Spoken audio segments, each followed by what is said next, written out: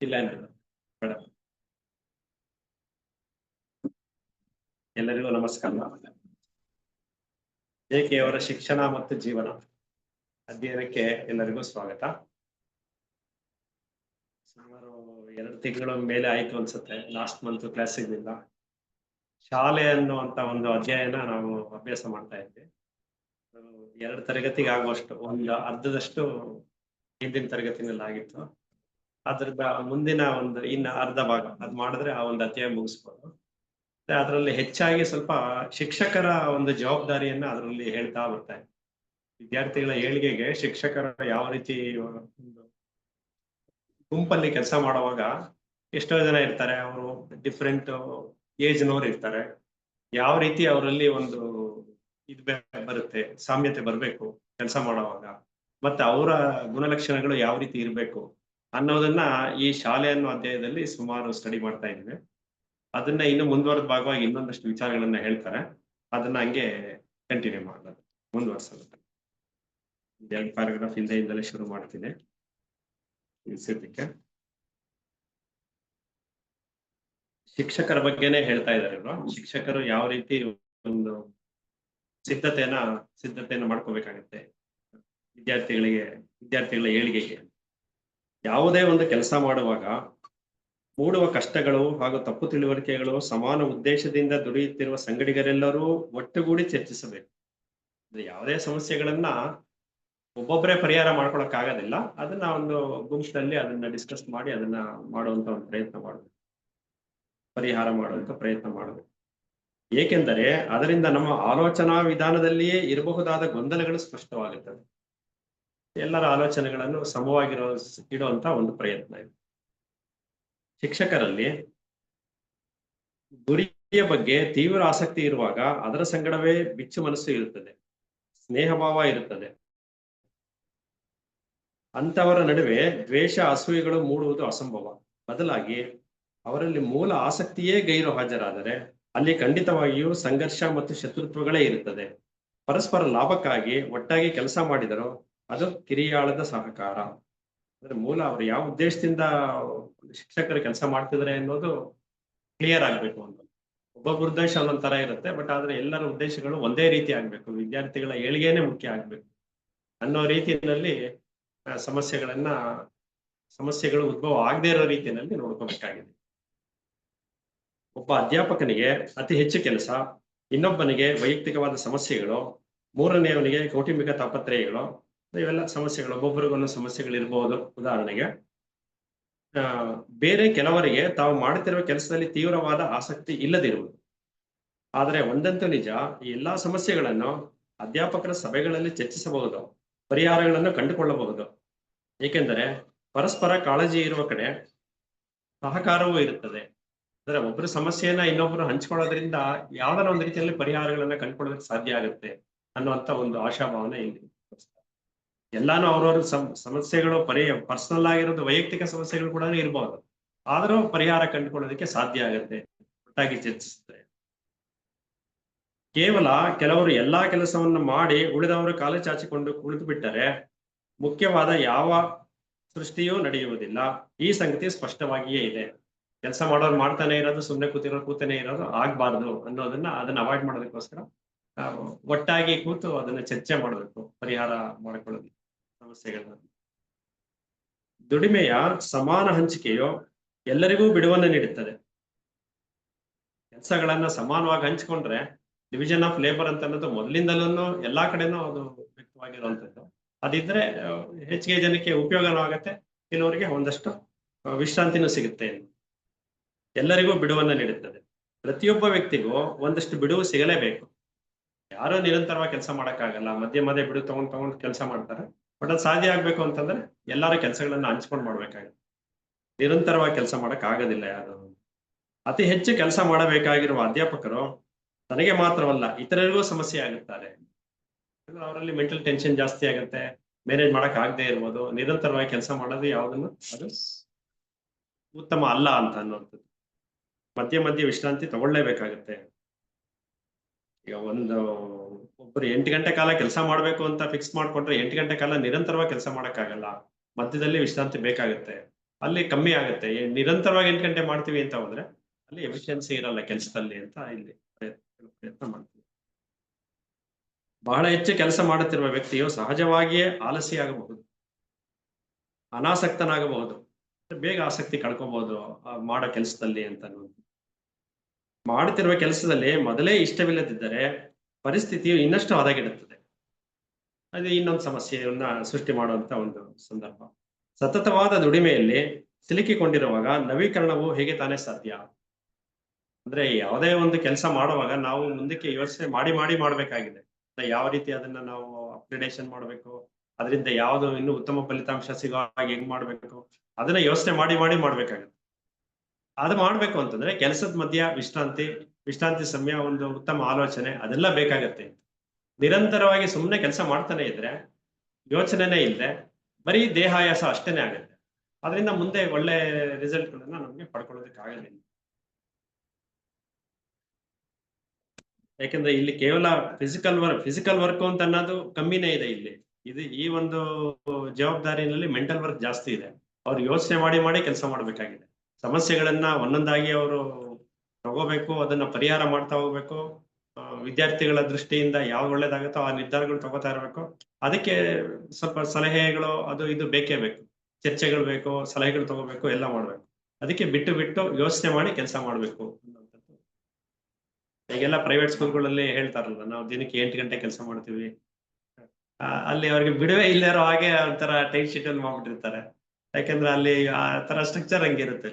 ನಿಮ್ಗೆ ಸಂಬಳ ಕೊಡ್ತೀವಿ ಅಂದ್ರೆ ನೀವು ಇಷ್ಟು ಅವರ್ ಕೆಲಸ ಮಾಡ್ಲೇಬೇಕು ಅನ್ನೋದು. ಬಟ್ ಅದೇ ಗೌರ್ಮೆಂಟ್ ಕಾಲೇಜ್ಗಳು, ಗೌರ್ಮೆಂಟ್ ಸ್ಕೂಲ್ಗಳಲ್ಲಿ ಎಲ್ಲರೂ ಫಿಕ್ಸೆಡ್ ಆಗಿರುತ್ತೆ. ಇಷ್ಟು ಮಾತ್ರ ಮಾಡ್ಬೇಕು ಅಂತ ಅನ್ನೋದಿರುತ್ತೆ. ಅವ್ರದ್ದು ಬೇರೆ ರೀತಿನಲ್ಲಿ ಆ ತರ ಒಂದು ಬಿಡುವು ಸಿಗುವಂತದ್ದು ಅದೆಲ್ಲ ಇರುತ್ತವೆ. ಈ ತರ ಎಲ್ಲ ಡಿಫರೆನ್ಸ್ಗಳು ನಡೀತಾ ಇದೆ ಇವಾಗ ಶಾಲಾ ಕಾಲೇಜುಗಳಲ್ಲಿ. ಇಂತಹ ದುಡಿಮೆಯು ಶಾರೀರಿಕವಾಗಿ ಆದರೂ ಅಷ್ಟೇ, ಭೌತಿಕವಾದರೂ ಅಷ್ಟೇ, ದುಡಿಮೆ ಬಿಡುವುಗಳ ವಿತರಣೆಯ ಪ್ರಶ್ನೆಯನ್ನು ಚರ್ಚೆಯ ಮೂಲಕ ಎಲ್ಲರಿಗೂ ಸಮಾಧಾನವಾಗುವಂತೆ ಪರಿಹರಿಸಿಕೊಳ್ಳಬಹುದು.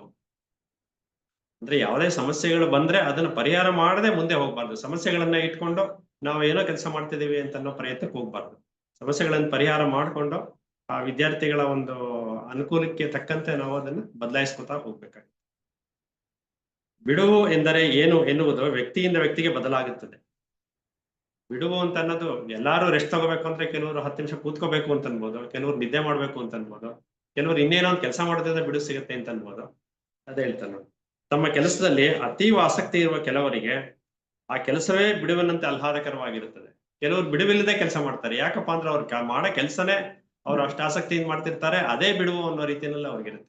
ಅದಕ್ಕೆ ಬಿಡುವು ಅಂತ ಅನ್ನೋದು ಒಬ್ಬರಿಂದ ಒಬ್ಬರಿಗೆ ವೇರಿ ಆಗುತ್ತೆ, ಬೇರೆ ತರ ಇರುತ್ತೆ. ಆಸಕ್ತಿಯಿಂದಲೇ ಮಾಡುವ ಅಧ್ಯಯನದ ಹಾಗೆ ಅಂತ ಕ್ರಿಯೆಯು ಬಿಡುವಿನ ಒಂದು ಬಗೆಯೇ ಆಗಿರುತ್ತದೆ. ಬೇರೆ ಕೆಲವರಿಗೆ ಏಕಾಂತಕ್ಕೆ ಒಳಸರಿಯುವುದೇ ಬಿಡುವು ಪಡೆಯುವ ವಿಧಾನವಾಗಿರಬಹುದು. ಅಂದ್ರೆ ಅವ್ರು ಯಾವ ರೀತಿ ಬಿಡುವನ್ನ ಬಯಸ್ತಾರೋ ಆ ರೀತಿ ಅವ್ರು ಬಿಡುವು ತಗೋಬೇಕಾಗತ್ತೆ ಅನ್ನೋದು. ಶಿಕ್ಷಕನಿಗೆ ತನ್ನದೇ ಆದ ಒಂದಿಷ್ಟು ಸಮಯ ಸಿಗಬೇಕಾದ್ರೆ ಅವನ ಸಂಗಡ ಇರುವ ವಿದ್ಯಾರ್ಥಿಗಳ ಸಂಖ್ಯೆಯು ಒಂದು ಮಿತಿಯೊಳಗೆ ಇರಬೇಕು. ಇದು ಇನ್ನೊಂದು ಪಾಯಿಂಟ್. ಹೆಚ್ಚಿಗೆ ಸ್ಟೂಡೆಂಟ್ಸ್ ನ ಅವನು ಕ್ಲಾಸ್ ರೂಮ್ ನಲ್ಲಿ ಇದ್ರೆ ಅವರು ಹೆಚ್ಚು ಕಾನ್ಸಂಟ್ರೇಟ್ ಮಾಡಕ್ಕಾಗಲ್ಲ. ಒಬ್ಬೊಬ್ರು ಸ್ಟೂಡೆಂಟ್ಸ್ ಪರ್ಫಾರ್ಮೆನ್ಸ್ ಚೆಕ್ ಮಾಡಕ್ಕಾಗಲ್ಲ. ಇದೆಲ್ಲ ಒಂದು ಮಿತಿಗಳು ಇರುತ್ತೆ ಶಿಕ್ಷಕನಿಗೆ. ಅದು ಅವನು ಸುಲಭವಾಗಿ ನಿರ್ವಹಿಸಬಲ್ಲ ಸಂಖ್ಯೆಗಿಂತ ಹೆಚ್ಚಿರಬಾರದು. ಅಂದ್ರೆ ಆ ಒಬ್ಬ ಶಿಕ್ಷಕನಿಗೆ ಎಷ್ಟು ನಿರ್ವಹಿಸೋದಕ್ಕಾಗತ್ತೋ ಅದು ನೋಡಿ ಅದನ್ನ ಡಿಸೈಡ್ ಮಾಡಿ ಅಷ್ಟು ಸ್ಟೂಡೆಂಟ್ಗಳು ಮಾತ್ರ ಇರೋ ಹಾಗೆ ನೋಡ್ಕೋಬೇಕು. ಶಿಕ್ಷಕನು ಅಧಿಕ ಸಂಖ್ಯೆಯ ಉಡಾಳ ವಿದ್ಯಾರ್ಥಿಗಳನ್ನು ನಿರ್ವಹಿಸಬೇಕಾಗಿ ಬಂದರೆ ಗುರು ಶಿಷ್ಯರ ನಡುವೆ ನೇರವಾದ ಅರ್ಥಪೂರ್ಣವಾದ ಸಂಬಂಧವು ಬಹುಮಟ್ಟಿಗೆ ಸಾಧ್ಯವಿಲ್ಲ. ಅಂದ್ರೆ ಎಷ್ಟು ಜನ ವಿದ್ಯಾರ್ಥಿಗಳು ಯಾವ ರೀತಿ ಇರ್ತಾರೆ ಅನ್ನೋದ್ರ ಮೇಲೆ ಡಿಪೆಂಡ್ ಆಗುತ್ತೆ. ಅವಾಗ ಇನ್ನೂ ಕಮ್ಮಿ ಸ್ಟೂಡೆಂಟ್ಸ್ ಗಳನ್ನ ತಗೊಂಡು ಮಾಡ್ಬೇಕಾಗತ್ತೆ, ಕೆಲಸ ಮಾಡ್ಬೇಕಾಗುತ್ತೆ. ಶಾಲೆಗಳನ್ನು ಚಿಕ್ಕದಾಗಿಡಲು ಇನ್ನೂ ಒಂದು ಕಾರಣವಿದೆ. ಪ್ರತಿಯೊಂದು ತರಗತಿಯಲ್ಲಿಯೂ ಕಡಿಮೆ ಸಂಖ್ಯೆಯ ವಿದ್ಯಾರ್ಥಿಗಳಿರುವುದು ಅತ್ಯಗತ್ಯ. ಆಗ ಶಿಕ್ಷಕನು ಪ್ರತಿಯೊಬ್ಬ ವಿದ್ಯಾರ್ಥಿಗೂ ತನ್ನ ಸಂಪೂರ್ಣ ಗಮನವನ್ನು ಕೊಡಬಹುದು. ಯಾಕೆಂದ್ರೆ ಒಬ್ಬೊಬ್ಬ ಸ್ಟೂಡೆಂಟ್ಸ್ ಐಕ್ಯೂ, ಒಬ್ಬೊಬ್ರು ಅರ್ಥ ಮಾಡ್ಕೊಳ್ಳುವಂತ ಒಂದು ಶಕ್ತಿ ಬೇರೆ ತರನೇ ಇರುತ್ತೆ. ಅದನ್ನ ನೋಡ್ಕೊಂಡು ಅವ್ರು ಯಾವ ರೀತಿ ಪಾಠ ಮಾಡ್ಬೇಕು, ಯಾವ ರೀತಿ ಹೇಳ್ಬೇಕು ಅನ್ನೋದನ್ನು ತಿಳ್ಕೊಬೇಕು ಅಂದ್ರೆ ಒಬ್ಬೊಬ್ರನ್ನಾಗಿ ಅವ್ರನ್ನ ಸ್ಟಡಿ ಮಾಡ್ಲೇಬೇಕಾಗುತ್ತೆ ಶಿಕ್ಷಕನಾದ ಸ್ಟೂಡೆಂಟ್ಸ್ ಹೆಂಗೆ ಅಂತ. ಅದಕ್ಕೆ ಹೆಚ್ಚು ಒತ್ತು ಕೊಡ್ಬೇಕು ಅಂತಂದ್ರೆ ಅಲ್ಲಿ ಕಮ್ಮಿ ಜನ ವಿದ್ಯಾರ್ಥಿಗಳಿದ್ರೆ ಮಾತ್ರ ಸಾಧ್ಯ ಆಗುತ್ತೆ. ಈ ಸಂಖ್ಯೆಯು ದೊಡ್ಡದಾದರೆ ಅವನು ಹಾಗೆ ಮಾಡಲು ಸಾಧ್ಯವಾಗುವುದಿಲ್ಲ. ಆಗ ಬಹುಮಾನ ಶಿಕ್ಷೆಗಳ ವಿತರಣೆಯು ಶಿಸ್ತನ್ನು ಜಾರಿಗೆ ಮಾಡುವ ಸುಲಭದ ದಾರಿಯಾಗಿ ಬಿಡುತ್ತದೆ. ಜಾಸ್ತಿ ಆದ್ರೆ ಅವ್ರಿಗಿರೋದು ಒಂದೇ ಒಂದು, ಶಿಕ್ಷೆ ಕೊಡ್ತೀನಿ ಇಲ್ಲ ಪ್ರೈಸ್ ಕೊಡ್ತೀನಿ ಒಳ್ಳೆ ಕೆಲಸ ಮಾಡಿದ್ರೆ. ಅದೊಂದೇ ಒಂದು ಇದರಿಂದ ಮಾತ್ರ ಮಾಡಕ್ಕಾಗತ್ತೆ, ಅದರಿಂದ ಸಂಪೂರ್ಣ ಸಮಸ್ಯೆಗಳು ಪರಿಹಾರ ಆಗೋದಿಲ್ಲ. ಸಾಮೂಹಿಕವಾಗಿ ಗುಂಪು ಗುಂಪಾಗಿ ಸರಿಯಾದ ಶಿಕ್ಷಣವನ್ನು ನೀಡಲು ಸಾಧ್ಯವಿಲ್ಲ. ಪ್ರತಿಯೊಂದು ಮಗುವನ್ನು ಅಧ್ಯಯನ ಮಾಡಲು ಸಹನೆ ಬೇಕು, ಎಚ್ಚರ ಬೇಕು, ಬುದ್ಧಿಶಕ್ತಿ ಬೇಕು. ಮಗುವಿನ ಸಹಜ ಪ್ರವೃತ್ತಿಗಳನ್ನು, ಕೌಶಲ್ಯಾಸಕ್ತಿಗಳನ್ನು, ಮನೋಧರ್ಮವನ್ನು ಪರಿಶೀಲನೆಯಿಂದ ತಿಳಿಯಬೇಕು. ಇಷ್ಟೆಲ್ಲ ಇವಾಗ ಯಾರು ಮೇಷ್ಟ್ರುಗಳು ಮಾಡ್ತಾರೆ ಅಂತ ಅನ್ನೋದು ಅಚ್ಚರಿಯ ಸಂಗತಿನೇ ಆಗಿದೆ. ಈಗ ಪೇರೆಂಟ್ಸ್ ಗಳಿಗೆ ಇಷ್ಟು ಇಂಟ್ರೆಸ್ಟ್ ಇದೆಯೋ ಇಲ್ವೋ ಅಂತ ಗೊತ್ತಾಗಲ್ಲ. ಅವ್ರು ಸ್ಕೂಲಿಗೆ ಕಳ್ಸ್ಬಿಟ್ರೆ ಮಕ್ಳಿಗೆ ಸಾಕು, ಅಲ್ಲಿ ಏನೋ ಅವರೆಲ್ಲ ಹೇಳ್ಕೊಡ್ತಾರೆ ಕಲ್ತ್ಕೊಂಡ್ ಬಂದ್ಬಿಡ್ತಾರೆ ಅಂತ. ಆದ್ರೆ ಇಲ್ಲಿ ಒಂದು ಮಗುವಿನ ಬಗ್ಗೆ ಏನೇನ್ ತಿಳ್ಕೊಬೇಕು ಅಂತ ಹೇಳ್ತಿದ್ದಾರೆ ನೋಡಿ. ಅಧ್ಯಯನ ಮಾಡಲು ಸಹನೆ ಬೇಕು, ಎಚ್ಚರ ಬೇಕು, ಬುದ್ಧಿಶಕ್ತಿ ಬೇಕು, ಮಗುವಿನ ಸಹಜ ಪ್ರವೃತ್ತಿಗಳನ್ನು, ಕೌಶಲ್ಯಾಸಕ್ತಿಗಳನ್ನು, ಮನೋಧರ್ಮವನ್ನು ಪರಿಶೀಲನೆಯಿಂದ ತಿಳಿಯಬೇಕು. ಇಷ್ಟು ಒಂದು ಸಹನೆ ಶಿಕ್ಷಕನಿಗೆ ಇರಬೇಕು ಅಂತ ವಿದ್ಯಾರ್ಥಿಗಳನ್ನ ಬಗ್ಗೆ ತಿಳಿಯೋದಕ್ಕೆ. ಅವನ ಕಷ್ಟ ಸುಖಗಳನ್ನು ಕಂಡುಕೊಳ್ಳಬೇಕು. ಅವನ ಮೇಲೆ ಇರಬಹುದಾದ ಆನುವಂಶಿಕ ಪ್ರಭಾವಗಳನ್ನು, ಅಂತೆಯೇ ತಂದೆ ತಾಯಿಯರ ಪ್ರಭಾವವನ್ನು ಗಮನಕ್ಕೆ ತಂದುಕೊಳ್ಳಬೇಕು. ಅವ್ರ ಒಂದು ಫ್ಯಾಮಿಲಿ ಬಗ್ಗೆ ಯಾವ ತರ ಇದೆಯೋ ಆ ವಿಚಾರನ ತಿಳ್ಕೊಂಡ್ರೆ ಮಾತ್ರ ಅವನಲ್ಲಿರುವಂತ ಒಂದು ಸ್ಕಿಲ್ಲು ಏನಿದೆ, ಅವರು ಯಾವ್ದ್ರ ಮುಂದೆ ಬರ್ಬೋದು ಅದನ್ನೆಲ್ಲ ತಿಳ್ಕೊಳ್ಳೋದಕ್ಕೆ ಸಾಧ್ಯ ಆಗುತ್ತೆ ಶಿಕ್ಷಕರಿಗೆ. ಅವರನ್ನು ಯಾವುದೋ ಒಂದು ಗುಂಪಿನ ಮುಖರಹಿತ ಸದಸ್ಯನೆಂದು ತಿಳಿಯುವುದು ತಪ್ಪು. ಇಷ್ಟೆಲ್ಲವನ್ನು ಮಾಡಲು ಚುರುಕಾದ ನಮನಶೀಲವಾದ ಮನಸ್ಸು ಬೇಕು. ಅಂತ ಮನಸ್ಸು ಯಾವುದೇ ವ್ಯವಸ್ಥೆ ಅಥವಾ ಪೂರ್ವಗ್ರಹಗಳ ಭಾರದಿಂದ ದುರ್ಬಲವಾಗಿರಬಾರದು. ಈ ಕೆಲಸಕ್ಕೆ ಕೌಶಲ್ಯ ಬೇಕು, ತೀವ್ರವಾದ ಆಸಕ್ತಿ ಬೇಕು, ಎಲ್ಲಕ್ಕಿಂತ ಹೆಚ್ಚಾಗಿ ಮಗುವಿನ ಬಗ್ಗೆ ಮಮತೆಯ ಭಾವನೆ ಬೇಕು. ಪ್ರೀತಿ ಮಮತೆ ಅಂತ ಅನ್ನೋದು ಶಿಕ್ಷಕನಲ್ಲಿ ಇರಬೇಕು ಮುಖ್ಯವಾಗಿ. ಈ ಗುಣಗಳನ್ನು ಹೊಂದಿರುವ ಶಿಕ್ಷಕರನ್ನು ನಿರ್ಮಾಣ ಮಾಡುವುದೇ ಇಂದಿನ ಬಹುಮುಖ್ಯ ಸಮಸ್ಯೆಗಳಲ್ಲಿ ಒಂದು. ಮೊದಲನೇದಾಗಿ ಶಿಕ್ಷಕರ ನಿರ್ಮಾಣ ಆಗ್ಬೇಕಾಗಿದೆ. ಈಗ ಆ ತರ ಒಂದು ಸ್ವಭಾವ ಇರೋದು. ಶಿಕ್ಷಕರ ನಿರ್ಮಾಣ ಆದ್ರೆ ಮುಂದಿನ ಒಂದು ಜನರೇಷನ್ ವಿದ್ಯಾರ್ಥಿಗಳನ್ನ ನಿರ್ಮಾಣ ಮಾಡೋದಕ್ಕಾಗತ್ತೆ. ವೈಯಕ್ತಿಕ ಸ್ವಾತಂತ್ರ್ಯ ಮತ್ತು ಬುದ್ಧಿಶಕ್ತಿಗಳು ಶಾಲೆಯ ವಾತಾವರಣದಲ್ಲಿ ಮೂಲೆ ಮೂಲೆಯಲ್ಲಿಯೂ ಸದಾ ಸರ್ವದಾ ನೆಲೆಸಿರಬೇಕು. ಅದು ಇದ್ದರೂ ಸರಿ ಇಲ್ಲವಾದರೂ ಸರಿ ಎಂಬ ನಿರ್ಲಕ್ಷ್ಯದ ಧೋರಣೆಯು ಖಂಡಿತವಾಗಿಯೂ ಸರಿಯಲ್ಲ. ಸುಮ್ಮನೆ ಆಗೊಮ್ಮೆ ಈಗೊಮ್ಮೆ ಸ್ವಾತಂತ್ರ್ಯ, ಬುದ್ಧಿಶಕ್ತಿ ಮುಂತಾದ ಪದಗಳನ್ನು ಮಂತ್ರದಂತೆ ಉಚ್ಚರಿಸುವುದರಿಂದ ಏನೂ ಪ್ರಯೋಜನವಿಲ್ಲ. ಅಂದ್ರೆ ಏನೋ ಒಂದು ಪಾಠ ಮಾಡ್ತೀವಿ, ರಿಪೀಟೆಡ್ ಮಾಡ್ತಾ ಇದ್ರೆ ಪದಗಳು ಸ್ಟೂಡೆಂಟ್ಸ್ ತಲೆನಲ್ಲಿ ಕೂತ್ಕೊಳ್ಳುತ್ತೆ, ಆಮೇಲೆ ಅವ್ರು ಮುಂದಕ್ಕೆ ತಿಳ್ಕೊತಾರೆ ಅನ್ನೋಂತ ಒಂದು ಭಾವನೆ ಕೆಲವು ಶಿಕ್ಷಕರಲ್ಲಿ ಇರುತ್ತೆ. ಬಟ್ ಆತರ ಮಾಡೋದ್ರಿಂದ ಏನೂ ಪ್ರಯೋಜನ ಇಲ್ಲ. ಕೇವಲ ಪದಗಳನ್ನ ನೀವು ಉಚ್ಚಾರಣೆ ಮಾಡಿ ಅದನ್ನ ಪದಗಳನ್ನ ಅರ್ಥ ತಿಳಿದೆ ಅದನ್ನ ಸ್ಟೂಡೆಂಟ್ಸ್ ತಲೆ ತುಂಬೋ ಪ್ರಯತ್ನ ಮಾಡೋದ್ರಿಂದ ಏನು ಪ್ರಯೋಜನ ಇಲ್ಲ. ಒಟ್ಟು ಸಮುದಾಯದ ಯೋಗಕ್ಷೇಮಕ್ಕೆ ಸಂಬಂಧಪಟ್ಟ ಎಲ್ಲಾ ಸಂಗತಿಗಳನ್ನು ಚರ್ಚೆ ಮಾಡಲು ಶಿಕ್ಷಕರು ಹಾಗೂ ವಿದ್ಯಾರ್ಥಿಗಳು ನಿಯಮಿತವಾಗಿ ಸಭೆ ಸೇರುವುದು. ಬರೀ ಶಿಕ್ಷಕರು ಒಂದೇ ಅಲ್ಲ, ಜೊತೆಯಲ್ಲಿ ವಿದ್ಯಾರ್ಥಿಗಳು ಒಂದು ಸಭೆಯನ್ನ ನಡೆಸವಾಗಿರ್ಬೇಕು ಅವಾಗವಾಗ. ಸಭೆ ಸೇರುವುದು ಬಹಳ ಮುಖ್ಯ. ಒಂದು ವಿದ್ಯಾರ್ಥಿ ಸಮಿತಿಯನ್ನು ಸ್ಥಾಪಿಸಬೇಕು. ಅದರಲ್ಲಿ ಶಿಕ್ಷಕರಿಗೂ ಪ್ರಾತಿನಿಧ್ಯ ಇರಬೇಕು. ಈ ಸಮಿತಿಯ ಶಿಸ್ತು, ಶುಚಿ, ಆಹಾರ ಮುಂತಾದ ವಿಷಯಗಳಿಗೆ ಸಂಬಂಧಿಸಿದ 10 ಹಲವು ಸಮಸ್ಯೆಗಳನ್ನು ಚರ್ಚಿಸಿ ಪರಿಹರಿಸಬೇಕು.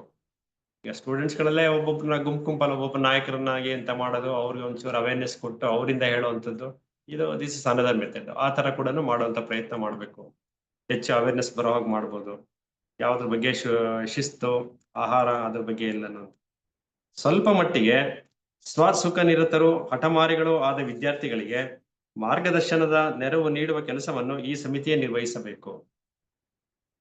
ಬೇಸಿಕಲಿ ಆಕ್ಟಿವ್ ಆಗಿ ಇಲ್ಲದೆ ಇದ್ರೆ, ಏನೋ ಒಂದು ಲೇಜಿನೆಸ್ ಇದೆ ಸ್ಟೂಡೆಂಟ್ಸ್ ಅಲ್ಲಿ, ಈಗ ಏನಾಗುತ್ತೆ ಅಂದ್ರೆ ಅವ್ರು ಯಾರು ಸ್ಟೂಡೆಂಟ್ ಲೀಡರ್ ಇರ್ತಾರೋ ಅವ್ರು ಸ್ವಲ್ಪ ಪರ್ಸನಲ್ ಅಟೆನ್ಷನ್ ತಗೊಳ್ಳೋ ತರ ಒಂದು ಆಗುತ್ತೆ. ಅದರಿಂದ ಕೂಡ ಇನ್ನೊಂದು ಸ್ವಲ್ಪ ಇಂಪ್ರೂವ್ಮೆಂಟ್ ಆಗುತ್ತೆ. ಕೇವಲ ಎಲ್ಲಾನು ಶಿಕ್ಷಕನೇ ಮಾಡಕ್ ಆಗದೆ ಇದ್ರು ಈ ತರ ಒಂದು ಗುಂಪಾಗಿ ಮಾಡಿಕೊಂಡು ಲೀಡರ್ಸ್ ಗಳನ್ನ ಮಾಡಿ ಅದನ್ನ ಮಾನಿಟರ್ ಮಾಡೋದಕ್ಕೆ ಪ್ರಯತ್ನ ಪಡಬೇಕು.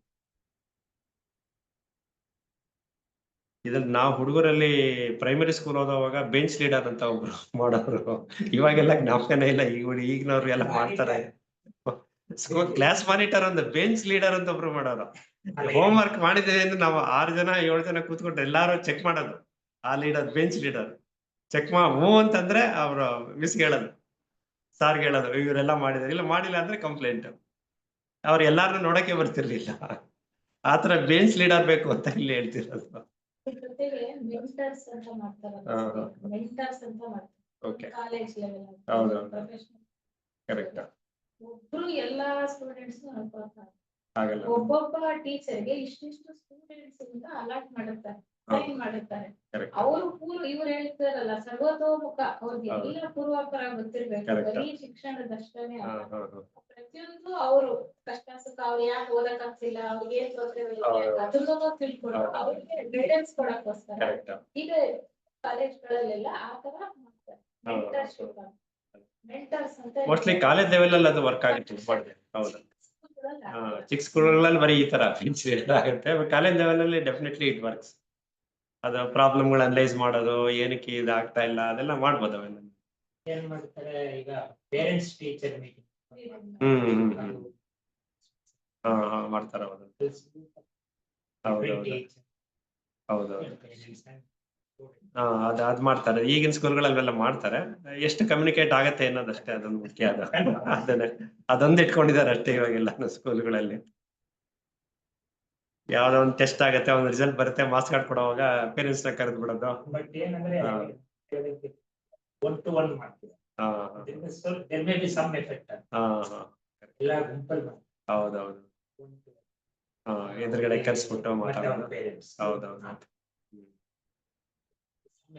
ಅದೇನಂದ್ರೆ ಪೇರೆಂಟ್ಸ್ ರೆಸ್ಪಾನ್ಸಿಬಿಲಿಟಿ ಕೂಡ ಸ್ವಲ್ಪ ಇದ್ ಮಾಡತ್ತಾರ ಅವ್ರಿಗೆ ಏನ್ ಮಾಡ್ಬೇಕು ಅಂತ.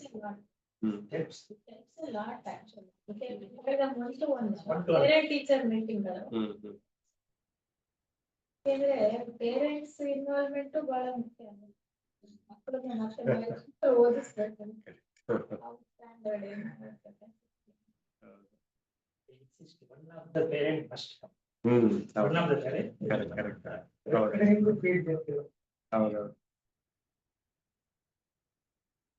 ಈ ಸಮಿತಿಯಲ್ಲಿ ತೆಗೆದುಕೊಂಡ ನಿರ್ಣಯಗಳನ್ನು ಜಾರಿಗೆ ತರುವ ಹೊಣೆಗಾರಿಕೆ ಮತ್ತು ಈ ಎಲ್ಲಾ ಕೆಲಸಗಳ ಮೇಲುಸ್ತುವಾರಿಯಲ್ಲಿ ನೆರವು ನೀಡುವ ಜವಾಬ್ದಾರಿಯನ್ನು ವಿದ್ಯಾರ್ಥಿಗಳೇ ಹೊರಬೇಕು. ಈ ಕೆಲಸಕ್ಕಾಗಿ ಅವರು ತಮ್ಮಲ್ಲೇ ಕೆಲವರನ್ನು ಆಯ್ಕೆ ಮಾಡಿಕೊಳ್ಳಬೇಕು. ಶಾಲೆಯಲ್ಲಿ ನಡೆಯುವ ಸರ್ಕಾರದ ತರಬೇತಿಯು ನಂತರದ ಜೀವನದಲ್ಲಿ ಇದೇ ಬಗೆಯ ಸ್ವಯಂ ಆಡಳಿತವನ್ನು ನಡೆಸಲು ನೆರವಾಗುತ್ತದೆ. ಮಗುವು ತನ್ನ ನಿತ್ಯ ಜೀವನಕ್ಕೆ ಸಂಬಂಧಿಸಿದಂತೆ ನಡೆಯುವ ಯಾವುದೇ ಚರ್ಚೆಯಲ್ಲಿ ಬುದ್ಧಿಶಾಲಿಯಾಗಿ, ನಿಷ್ಪಕ್ಷಪಾತವಾಗಿ, ಕಾಳಜಿ ಸಹಿತವಾಗಿ ಇರುವುದನ್ನು ಅಭ್ಯಾಸ ಮಾಡಿಕೊಳ್ಳಬೇಕು. ಅದಕ್ಕೆ ಬೇಕಾಗಿರುವಂತ ಒಂದು ಪರಿಸರ ನಿರ್ಮಾಣ ಆದ್ರೆ ಅದು ಸಾಧ್ಯ ಆಗುತ್ತೆ ಅನ್ನುವಂಥದ್ದು. ಇಲ್ಲಿ ಮಗು ಯಾವುದೇ ಚರ್ಚೆಯಲ್ಲಿ ಬುದ್ಧಿಶಾಲಿಯಾಗಿ, ನಿಷ್ಪಕ್ಷಪಾತಿಯಾಗಿ, ಕಾಳಜಿ ಸಹಿತವಾಗಿ ಇರುವುದನ್ನು ಅಭ್ಯಾಸ ಮಾಡಿಕೊಳ್ಳಬೇಕು. ಅಂದ್ರೆ ಇವ್ರು ಮಾಡ್ತಿರೋಂತ ಇಷ್ಟೆಲ್ಲ ಇದು ರಿಸಲ್ಟ್ ಅಟ್ಲೀಸ್ಟ್ ಅಷ್ಟು ವರ್ಕ್ ಆಗ್ಬೇಕದು ಅನ್ನುವಂಥದ್ದು. ಆ ಪ್ರಭಾವ ಬೀರ್ಬೇಕು ಒಬ್ಬ ವಿದ್ಯಾರ್ಥಿ ಮೇಲೆ. ಅಂತ ಮಗು ಪ್ರಬುದ್ಧನಾದ ನಂತರ ಜೀವನದಲ್ಲಿ ಎದುರಿಸುವ ಇನ್ನಷ್ಟು ಜಟಿಲವೂ ಸಂಕೀರ್ಣವೂ ಆದ ಬಿಕ್ಕಟ್ಟುಗಳನ್ನು ಸಮರ್ಥವಾಗಿ, ನಿರ್ಭಾವಕವಾಗಿ ಎದುರಿಸಲು ಸಾಧ್ಯವಾಗುತ್ತದೆ. ಅದರಿಂದ ಆಗುವಂತ ಉಪಯೋಗ ಏನು ಅಂತ, ಮುಂದೆ ಜೀವನದಲ್ಲಿ ಯಾವುದೇ ಸಮಸ್ಯೆಗಳು ಬಂದ್ರೆ ಅದನ್ನ ಎದುರಿಸುವಂತ ಒಂದು ಶಕ್ತಿ ಇರುತ್ತೆ. ಆ ಗುಣಗಳು ಆ ಚಿಕ್ಕ ವಯಸ್ಸಲ್ಲೇ ಬಂದ್ರೆ ಮಕ್ಕಳು ಪರಸ್ಪರರ ಕಷ್ಟ ಸುಖಗಳನ್ನು, ವಿಶಿಷ್ಟ ಗುಣಗಳನ್ನು, ಭಾವಭಂಗಿಗಳನ್ನು ಅರ್ಥ ಮಾಡಿಕೊಳ್ಳಲು ಶಾಲೆಯು ಪ್ರೋತ್ಸಾಹ ನೀಡಬೇಕು. ಅಂತ ಮಕ್ಕಳು ತಾವು ದೊಡ್ಡವರಾದ ಮೇಲೆ ಇತರರೊಂದಿಗಿನ ಸಂಬಂಧದಲ್ಲಿ ಚಿಂತನಶೀಲರು, ಸಹನಶೀಲರು ಆಗುತ್ತಾರೆ. ಇದೆಲ್ಲ ಮುಂದೆ ಆಗುವಂತ ಒಂದು ಬೆಳವಣಿಗೆಗಳು. ಇಂದಿನ ಒಂದು ವಿದ್ಯಾರ್ಥಿಗಳ ಮಟ್ಟದಲ್ಲಿ ಈ ಒಂದು ಅಭಿವೃದ್ಧಿಗಳು ನಡೆದ್ರೆ ಈ ತರ ಒಂದು ಬೆಳವಣಿಗೆ ಆಗತ್ತೆ. ತುಂಬಾ ಒಳ್ಳೆ ಸಿಸ್ಟಮ್. ನೀವ್ ಹೇಳ್ದಂಗೆ ಬೆಂಚ್ ಲೀಡರ್ ಅಟ್ಲೀಸ್ಟ್ ಒಂದ್ 5 ಜನ 6 ಜನ ಯಾರು ಕೂತ್ಕೋತಾರೋ ಅವ್ರ ಮೇಲ್ ವಿಚಾರಣೆ ಅಂದ್ರೆ ಅಲ್ಲೂ ಚರ್ಚೆ ಮಾಡಿ ಅವ್ರಿಗಿರೋ ಸಮಸ್ಯೆಗಳನ್ನ ನೋಡ್ಕೊಳ್ಳೋದು. ಚಿಕ್ಕ ವಯಸ್ಸಿನಿಂದನೇ ಆ ಗುಣಗಳನ್ನು ಬೆಳೆಸ್ಕೊತಾರೆ. ದೊಡ್ಡವರಾದ್ಮೇಲೂ ಕಲೆಕ್ಟಿವ್ ಆಗಿ ಚರ್ಚೆ ಮಾಡಿ ಅವರು ಸಮಸ್ಯೆಗಳನ್ನ ಬಗೆಹರಿಸ್ಕೊಳ್ತಕ್ಕಂತ ಸಾಮರ್ಥ್ಯವನ್ನ ಇನ್ಕಲ್ಕೇಟ್ ಮಾಡ್ತಿದ್ದಾರೆ. ಚಿಕ್ಕ ಏನಂದ್ರೆ ಇವಾಗಿನ ಸ್ಕೂಲ್ಗಳೆಲ್ಲ ತುಂಬಾ ಸ್ಟ್ರಿಕ್ಟ್ ಆಗಿರೋದು, ಕ್ಲಾಸ್ಗಳಲ್ಲಿ ಮಾತಾಡಬಾರ್ದು ಅಂತನ್ನುವಂಥದ್ದು, ಅವೆಲ್ಲ ಇಟ್ ಗಿವ್ಸ್ ನೆಗೆಟಿವ್ ರಿಸಲ್ಟ್. ಒಬ್ರಿಗೊಬ್ರು ಸಂವಹನ ನಡೀದೇ ಇರೋವಂಥದ್ದು. ಅದು ಅರ್ಥ ಆಗಲ್ಲ. ಏನೋ ಹೊರ ಪ್ರಪಂಚದಲ್ಲಿ ಏನೋ ಸ್ವಲ್ಪ ಮೀಟ್ ಮಾಡ್ತಾರೆ ಹುಡುಗರು, ಯಾವ ರೀತಿ ಇರ್ತಾರೆ ಅಂತ ಹೇಳಕ್ಕಾಗಲ್ಲ. ಅಂದ್ರೆ ಈ ಒಂದು ಎನ್ವೈರನ್ಮೆಂಟ್ ಕ್ಲಾಸ್ಗಳಲ್ಲೇ ಅದು ಆಗ್ಬೇಕು, ಒಂದು ಡಿಸ್ಕಷನ್ ಅದು ಇದು ನಡೆಯೋ ತರ. ಆದ್ರೆ ಅವೆಲ್ಲ ಈ ಪ್ರಯತ್ನಗಳೆಲ್ಲ ಆಗತ್ತೆ. ಇಲ್ಲಾಂದ್ರೆ ಎಲ್ಲಾ ಸ್ಕೂಲ್ಗಳಲ್ಲೂ ಸಾಮಾನ್ಯ ಜಗಳ ಆಡೋದು, ಫೈಟಿಂಗ್ ಆಡೋದು ಅದೆಲ್ಲ ನಡೆದು ಬಿಡುತ್ತೆ ಎಲ್ಲಾನು. ಪ್ರೈಮರಿ ಸ್ಕೂಲ್ ಲೆವೆಲ್ ಅವೆಲ್ಲ ಜಾಸ್ತಿ ಅದು. ಆ ತರ ಶುರು ಮಾತ್ರ ಹೈಸ್ಕೂಲ್ ಲೆವೆಲ್ ಅಲ್ಲಿ ಇನ್ನೂ ಜಾಸ್ತಿ ಆಗ್ತಾ ಹೋಗುತ್ತೆ ಅವೆಲ್ಲ. ರೊಟೇಷನ್ ಮಾಡ್ಬೇಕು. ಇಮೇಜ್ ಲೀಡರ್ ನೀವು ಹೇಳಿದ್ರೆ ಒಬ್ಬರಿಗೆ ಕೊಟ್ರೆ ಇನ್ನೊಬ್ರು ಚೇಂಜ್ ಮಾಡ್ತಾ ಇರ್ಬೇಕು. ಹೌದು, ಅವರವರಲ್ಲೇ ಭಿನ್ನಾಭಿಪ್ರಾಯ ಬಂದ್ಬಿಡುತ್ತೆ. ಚೇಂಜ್ ಮಾಡಿ. ಹೌದೌದು, they also learn the Correct. cooperativeness ಹೆಂಗಿರ್ಬೇಕು, ಕೋಆಪರೇಟ್ ಹೆಂಗ್ ಮಾಡ್ಬೇಕು ಅನ್ನೋದು ಅವ್ರಿಗೆ ಕರೆಕ್ಟ್. ಅದೇ ಇದೆಲ್ಲ ಮಾಡ್ಬೇಕು, ಇದೆಲ್ಲ ಮಾಡುವಂತ ಶಿಕ್ಷಕ ಬೇಕು ಅಂತ. ಆತರ ಸಿಸ್ಟಮ್ ಅದೇ. ಬೇಕು. ಕರೆಕ್ಟ್. ಇಲ್ಲ ಏನು ಎಜುಕೇಶನ್. ಯಾಕೆಂದ್ರೆ ಎಲ್ಲದಕ್ಕೂ ಪ್ರೊಸೀಜರ್ನೇ ಕೊಡಕ್ಕಾಗಲ್ಲ, ನೀವ್ ಹಿಂಗ್ ಮಾಡಿ ಹಿಂಗ್ ಮಾಡಿ ಅಂತ. ಶಿಕ್ಷಕನಿಗೆ ಗೊತ್ತಾಗ್ಬೇಕು, ಈಗ ಸ್ಟೂಡೆಂಟ್ಸ್ ಮನೋಭಾವ ನೋಡಿ ನಾವ್ ಹಿಂಗ್ ಮಾಡಿದ್ರೆ ಸರಿ ಹೋಗ್ಬೋದು ಅನ್ನೋದು ಅಂತ ಒಂದು ತೀರ್ಮಾನ ತಗೊಳ್ಳೋಷ್ಟು ಶಕ್ತನಾಗಿರ್ಬೇಕು ಶಿಕ್ಷಕನಾದ. ಅದಕ್ಕೆ ಶಿಕ್ಷಕನ ಒಂದು ಅಪಾಯಿಂಟ್ ಮಾಡೋದೇ ಒಂದು ಚಾಲೆಂಜಿಂಗ್ ಆಗಿದೆ. ಆ ತರ ಒಂದು ಮನೋಭಾವ ಇರುವಂತ.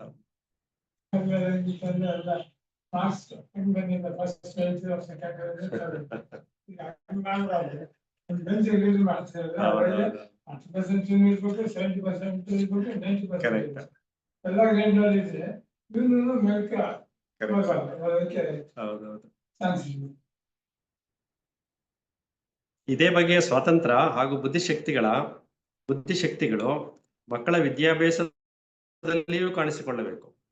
ಸರ್ವತೋಮುಖ ಅಭಿವೃದ್ಧಿಯಾಗಿರಬೇಕು ಅನ್ನುವಂಥದ್ದು. ಅವನು ಕೇವಲ ಯಂತ್ರವಾಗದೆ ಸೃಜನಶೀಲತೆಯ ನೆಲೆಗಳನ್ನು ಪಡೆಯಬೇಕು. ಇದು ಸಾಧ್ಯವಾಗಲು ಯಾರೋ ನೀಡಿದ ಸೂತ್ರವಾಕ್ಯಗಳನ್ನು, ಅಂತಿಮ ತೀರ್ಮಾನಗಳನ್ನು ಸುಮ್ಮನೆ ಒಪ್ಪದ ಹಾಗೆ ವಿದ್ಯಾರ್ಥಿಗಳನ್ನು ಬೆಳೆಸಬೇಕು. ವಿಜ್ಞಾನ ವಿಷಯಗಳನ್ನು ಕಲಿಸುವಾಗಲೂ ಇದೇ ಮಾರ್ಗವನ್ನು ಅನುಸರಿಸಬೇಕು. ಇಲ್ಲಿಯೂ ತರ್ಕ ಮತ್ತು ಚರ್ಚೆಗಳು ಮುಖ್ಯವಾಗಬೇಕು. ವಿದ್ಯಾರ್ಥಿಯು ಸಮಸ್ಯೆಯನ್ನು ಅದರ ಸಮಗ್ರತೆಯಲ್ಲಿ ನೋಡಲು ಮತ್ತು ತನ್ನ ಸ್ವಂತ ವಿವೇಚನೆಯನ್ನು ಉಪಯೋಗಿಸಲು ಸಾಧ್ಯವಾಗಬೇಕು. ಆ ರೀತಿನಲ್ಲಿ ಬೇಕಾಗುವಂಥದ್ದು ಅಂದ್ರೆ ಈಗ ವಿಜ್ಞಾನ ವಿಷಯಗಳು ಬಂದಾಗ ಬೇರೆ ತರನೇ ಕ್ಲಾಸ್ಗಳಲ್ಲಿ ಪಾಠಗಳು ಮಾಡ್ತಾರೆ.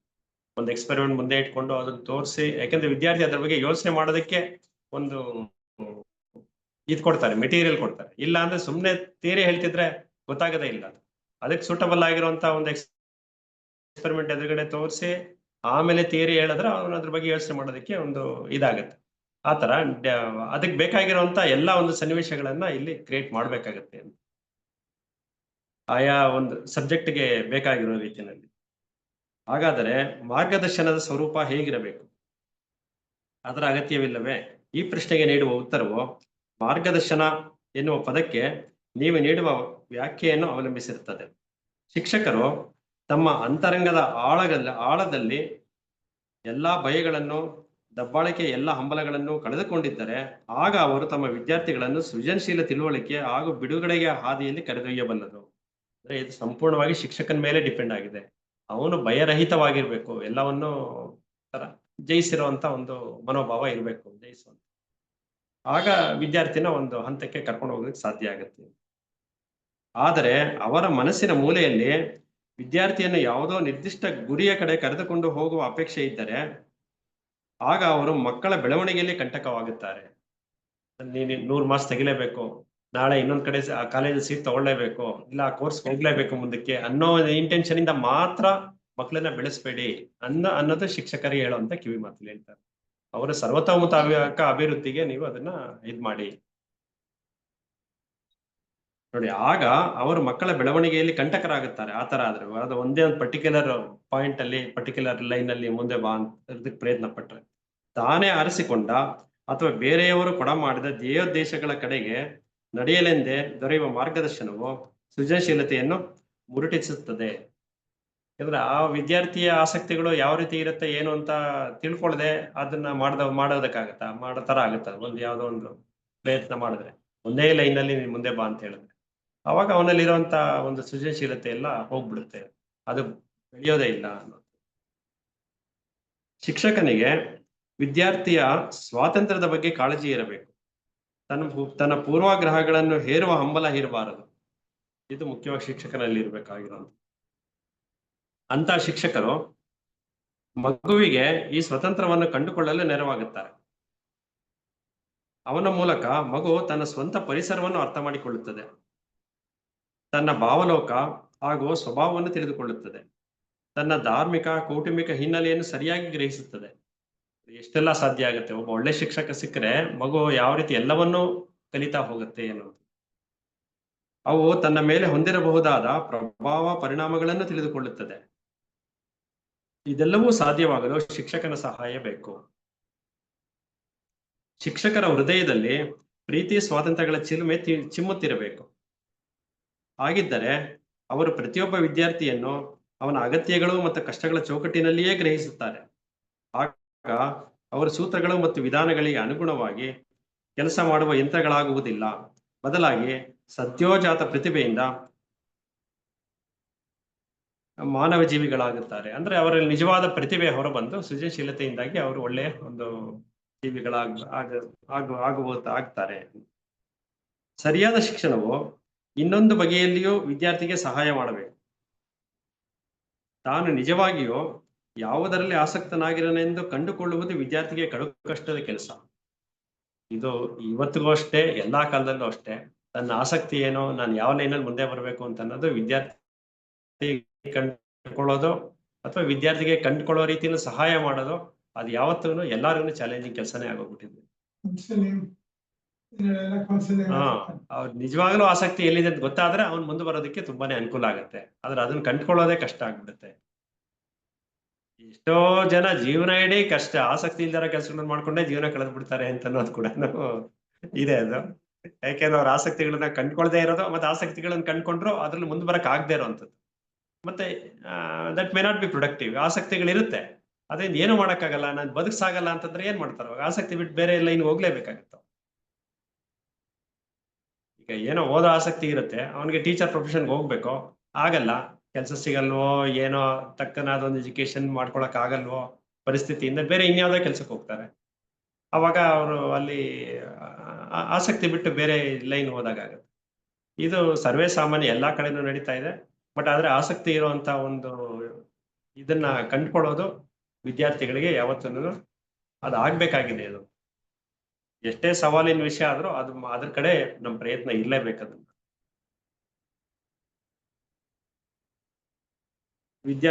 ಸರಿಯಾದ ಶಿಕ್ಷಣವು ಇನ್ನೊಂದು ಬಗೆಯಲ್ಲಿ ವಿದ್ಯಾರ್ಥಿಗೆ ಸಹಾಯ ಮಾಡಬೇಕು. ತಾನು ನಿಜವಾಗಿಯೂ ಯಾವುದರಲ್ಲಿ ಇರುವೆನೆಂದು ಕಂಡುಕೊಳ್ಳುವುದು ವಿದ್ಯಾರ್ಥಿಗೆ ಕಡುಕಷ್ಟದ ಕೆಲಸ. ತನಗೆ ಸರಿ ಹೊಂದುವ ಕಸುಬನ್ನು ಕಂಡುಕೊಳ್ಳದೆ ಹೋದರೆ ಸಮಸ್ತ ಜೀವನವೇ ವ್ಯರ್ಥವಾದಂತೆ ಭಾಸವಾಗುತ್ತದೆ. ಇಷ್ಟವಿಲ್ಲದ ಕೆಲಸವನ್ನೇ ಮಾಡಬೇಕಾಗುತ್ತದೆ. ಅವನಲ್ಲಿ ಹತಾಶ ಭಾವವು ತುಂಬಿಕೊಳ್ಳುತ್ತದೆ. ಆವಾಗ ವಿದ್ಯಾರ್ಥಿಯ ಮನಸ್ಥಿತಿಯಲ್ಲಿ ಏರುಪೇರುಗಳಾಗುವಂತ ಸಾಧ್ಯತೆಗಳಿರುತ್ತೆ. ಅವನ ಆಸಕ್ತಿ ಇಲ್ಲದೆ ಇರುವಂತ ಕೆಲಸಗಳು ಮಾಡಕ್ ಹೋದಾಗ ಅವನಿಗೆ ಕಲಾವಿದನಾಗುವ ಹಂಬಲ, ಯಾವುದೋ ಕಚೇರಿಯಲ್ಲಿ ಗುಮಾಸ್ತನಾಗಿ ಕಾಲ ಕಳೆಯುತ್ತಿದ್ದಾನೆ. ಸರಿ, ಅವನ ಜೀವನವೆಲ್ಲ ಗೊಣಗು ಕೊರಗುಗಳಲ್ಲಿಯೇ ಕಳೆದು ಹೋಗುತ್ತಾನೆ. ಅವನು ಏನೋ ಒಂದು ಮಾಡ್ಬೇಕು ಅನ್ಕೊಂಡಿರ್ತಾನೆ, ಅದು ಬಿಟ್ಟು ಬೇರೆ ಇನ್ನೇನೋ ಒಂದು ಮಾಡ್ಬೇಕಾಗತ್ತೆ. ಅದು ಕಷ್ಟದ ಜೀವನನೇ ಆಗುತ್ತೆ ಅಂತ. ಆದ್ದರಿಂದ ಪ್ರತಿಯೊಬ್ಬನು ತನಗೆ ಯಾವುದರಲ್ಲಿ ತೀವ್ರ ಆಸಕ್ತಿ ಇದೆ ಎಂದು ಕಂಡುಕೊಳ್ಳಬೇಕು. ಈ ತಿಳುವಳಿಕೆ ಬಹಳ ಮುಖ್ಯ. ಅಷ್ಟೇ ಮುಖ್ಯವಾದ ಇನ್ನೊಂದು ಸಂಗತಿ ಎಂದರೆ ಆ ಕೆಲಸದಿಂದ ಯಾರಿಗೆ ಏನು ಪ್ರಯೋಜನ ಎಂದು ತಿಳಿದುಕೊಳ್ಳುವುದು. ಇವನಿಗೇನೋ ಆಸಕ್ತಿ ಇರುತ್ತೆ, ಅದು ಪ್ರಯೋಜನ ಆಗ್ಬೇಕದು, ಇವನು ಬದುಕಿಗೆ ನೆರವಾಗ್ಬೇಕದು ಆ ಆಸಕ್ತಿ. ಆ ರೀತಿಯಲ್ಲಿ ಅದನ್ನ ಮಾಡ್ಕೊಳ್ಳುವಂಥದ್ದು. ಉದಾಹರಣೆಗೆ, ಒಬ್ಬ ಹುಡುಗನಿಗೆ ಸೈನಿಕನಾಗುವ ಆಸೆ ಇರಬಹುದು. ಆದರೆ ಸೈನಿಕ ತರಬೇತಿಯನ್ನು ಪಡೆಯುವ ಮೊದಲು ಆ ವೃತ್ತಿಯಿಂದ ಸಮಸ್ತ ಮಾನವ ಕುಲಕ್ಕೆ ಏನಾದರೂ ಪ್ರಯೋಜನವಿದೆಯೇ ಎನ್ನುವುದು ಅವನ ಪ್ರಶ್ನೆ ಆಗಬೇಕು. ಈ ಪ್ರಶ್ನೆಗೆ ಉತ್ತರ ಕಂಡುಕೊಳ್ಳುವಲ್ಲಿ ಶಿಕ್ಷಣವು ಅವನಿಗೆ ಸಹಾಯ ಮಾಡಬೇಕು. ಅವನ ಆಸಕ್ತಿ ಅದು ಒಳ್ಳೇದಿದೆಯಾ, ಅದರಿಂದ ಉಪಯೋಗ ಆಗತ್ತಾ ಅನ್ನೋದನ್ನ ಅವನ ಶಿಕ್ಷಣದ ಮೂಲಕ ಅವನು ಅರಿಯೋ ಪ್ರಯತ್ನ ಮಾಡ್ಬೇಕಾಗತ್ತೆ. ಸರಿಯಾದ ಶಿಕ್ಷಣವು ವಿದ್ಯಾರ್ಥಿಗೆ ತನ್ನ ಸಾಮರ್ಥ್ಯವನ್ನು ಬೆಳೆಸಿಕೊಳ್ಳಲು ನೆರವು ನೀಡಿದರೆ ಸಾಲದು. ಅದರ ಜೊತೆಗೆ ತನ್ನ ಅತ್ಯಂತ ಆಸಕ್ತಿಯ ಕ್ಷೇತ್ರವು ಯಾವುದೆಂದು ತಿಳಿಯಲು ನೆರವಾಗಬೇಕು. ಯುದ್ಧ, ವಿನಾಶ, ವಿಷಾದಗಳಿಂದ ಛಿದ್ರ ವಿಚ್ಛಿದ್ರವಾಗಿರುವ ಈ ಜಗತ್ತಿನಲ್ಲಿ ಹೊಸದೊಂದು ಸಮಾಜವನ್ನು ಕಟ್ಟಲು ಮತ್ತು ಬೇರೊಂದು ಬಗೆಯ ಜೀವನ ವಿಧಾನವನ್ನು ರೂಢಿಗೆ ತರಲು ನಾವು ಸಮರ್ಥರಾಗಬೇಕು. ಅದಕ್ಕೆ ನಮ್ಮೊಳಗೆ ಒಂದು ಈ ಸಂಶೋಧನೆ ನಡೀಬೇಕು. ನಮ್ಮ ಆಸಕ್ತಿಯ ಒಂದು ವಿಚಾರದಲ್ಲಿ ಕಂಡುಕೊಂಡು ಅದೇ ವಿಚಾರದಲ್ಲಿ ನಾವು ಮುಂದುವರಿಬೇಕು ಅದೇ ವಿಷಯಗಳಲ್ಲಿ. ಶಾಂತವೂ ಜ್ಞಾನ ಪ್ರಬುದ್ಧವೂ ಆದ ಸಮಾಜವನ್ನು ಕಟ್ಟುವ ಹೊಣೆಗಾರಿಕೆಯು ಮುಖ್ಯವಾಗಿ ಶಿಕ್ಷಕರದ್ದೇ ಆಗಿದೆ. ಶಿಕ್ಷಕರ ಜವಾಬ್ದಾರಿ ಹೆಚ್ಚಿದೆ ಅನ್ನೋದು. ಈ ಸಾಮಾಜಿಕ ಪರಿವರ್ತನೆಯನ್ನು ಸಾಧಿಸುವುದರಲ್ಲಿ ಅವನಿಗೆ ಬಹಳ ಒಳ್ಳೆಯ ಅವಕಾಶಗಳಿದೆ ಎನ್ನುವುದು ಸ್ಪಷ್ಟವಾಗಿದೆ. ಆದರೆ ಅದರ ಬಗ್ಗೆ ತುಂಬಾ ಭಾವುಕನಾಗುವ ಅಗತ್ಯವೇನೂ ಇಲ್ಲ. ಸರಿಯಾದ ಶಿಕ್ಷಣವು ಯಾವುದೇ ಸರ್ಕಾರದ ಕಾನೂನುಗಳನ್ನು ಅವಲಂಬಿಸಿರುವುದಿಲ್ಲ, ಯಾವುದೇ ನಿರ್ದಿಷ್ಟ ವ್ಯವಸ್ಥೆಯ ವಿಧಿವಿಧಾನಗಳನ್ನು ಅವಲಂಬಿಸಿರುವುದಿಲ್ಲ. ಅದು ನಮ್ಮ ಕೈಯಲ್ಲಿಯೇ ಇದೆ, ಎಂದರೆ ಪೋಷಕರು ಮತ್ತು ಶಿಕ್ಷಕರ ಕೈಯಲ್ಲಿಯೇ ಇದೆ. ಅವರಿಬ್ಬರು ಮನ್ಸು ಮಾಡಿದ್ರೆ, ಜವಾಬ್ದಾರಿಯನ್ನ ಅಕ್ಸೆಪ್ಟ್ ಮಾಡಿದ್ರೆ, ಸರಿಯಾದ ರೀತಿಯಲ್ಲಿ ವಿದ್ಯಾರ್ಥಿಗಳನ್ನ ಮಾರ್ಗದರ್ಶನ ಮಾಡೋದಕ್ಕೆ ಸಾಧ್ಯ ಆದ್ರೆ ಸರಿಯಾದ ಶಿಕ್ಷಣ ಹಾಗೆ ಆಗುತ್ತೆ ವಿದ್ಯಾರ್ಥಿಗಳಿಗೆ. ಪೋಷಕರಿಗೆ ತಮ್ಮ ಮಕ್ಕಳನ್ನ ಕುರಿತು ನಿಜವಾದ ಕಾಳಜಿ ಇದ್ದರೆ ಅವರು ಹೊಸದೊಂದು ಸಮಾಜವನ್ನು ಕಟ್ಟುತ್ತಾರೆ. ಕಾಳಜಿ ಇರೋದು ಒಂದು, ನಿಜವಾದ ಕಾಳಜಿ ಇರೋದೊಂದು. ಅದನ್ನ ಯಾವಾಗಲೂ ವ್ಯತ್ಯಾಸನ ಅರ್ಥ ಮಾಡ್ಕೊಳ್ಬೇಕು. ನಿಜವಾದ ಕಾಳಜಿ ಅಂತ ಅನ್ನೋದನ್ನ ಅದರಿಂದ ಅವ್ರದ್ದು ಏನೋ ಒಂದು ಪರಿಶ್ರಮ ಇರುತ್ತೆ. ನಿಜವಾದ ಕಾಳಜಿ ಇದ್ರೆ ಏನಂತ ಅರ್ಥ ಮಾಡ್ಕೊಂಡಿರ್ತಾರೆ. ಇಲ್ಲ, ಸಹಜವಾಗಿ ಬರೀ ಕಾಳಜಿ ಇರುತ್ತೆ. ಆ ಕಾಳಜಿ ಎಲ್ಲಾ ರೀತಿಯಲ್ಲೂ ವರ್ಕೌಟ್ ಆಗೋದಿಲ್ಲ. ಅದು ಸರಿ ತಪ್ಪುಗಳ ಒಂದು ವಿಶ್ಲೇಷಣೆಯಲ್ಲಿ ತೊಡಗುತ್ತೆ ಯಾವಾಗಲೂ.